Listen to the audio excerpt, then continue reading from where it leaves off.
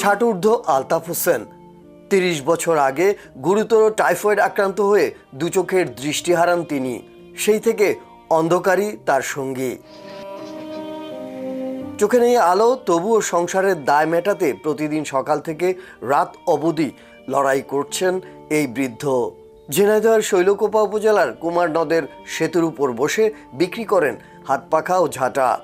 ভালো মানুষ, আমি অন্ধ মানুষ, ভিক্ষা শিক্ষা করে খায় না, ব্যবসা করে খায় বিরোধীর মাথায়, বারুন বিক্রি করে, কোনো সময় পাখা বিক্রি করে।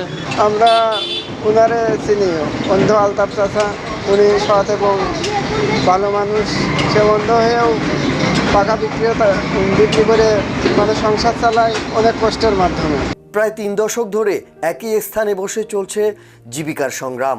ক্রেতা আসুক বা না আসুক, যত্ন করে কিছু সময় পরপর গুছিয়ে রাখেন পণ্য, যেন হাত দিয়ে না দেখতে পারা চোখের ঘাটতি পূরণ করেন মন দিয়ে।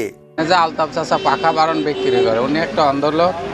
উনি নিয়মিত আমি 15 বছর ধরে দেখছি ব্যবসা করে।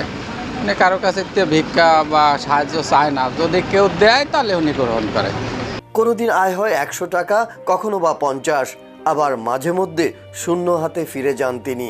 স্ত্রী আর অনার্স পড়ুয়া এক মেয়ের সংসারের খরচ চালাতে গিয়ে খেয়ে না খেয়ে দিন কাটছে তার। এ ধরেন ছোটকালেতেই যাই হোক, বিয়ে শাদী করার পরের থেকেই বাল বাচ্চা হয়ে হওয়ার পরেই গরু ব্যবসাটা করতাম, চাষাবাদ করতাম।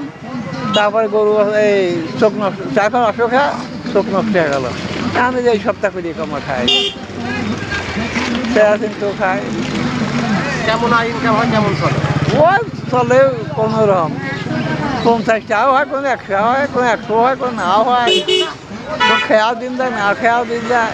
একটা মেয়ে আছে রাস্তা দিয়ে, ছেড়া চিনতে দিই, খেতে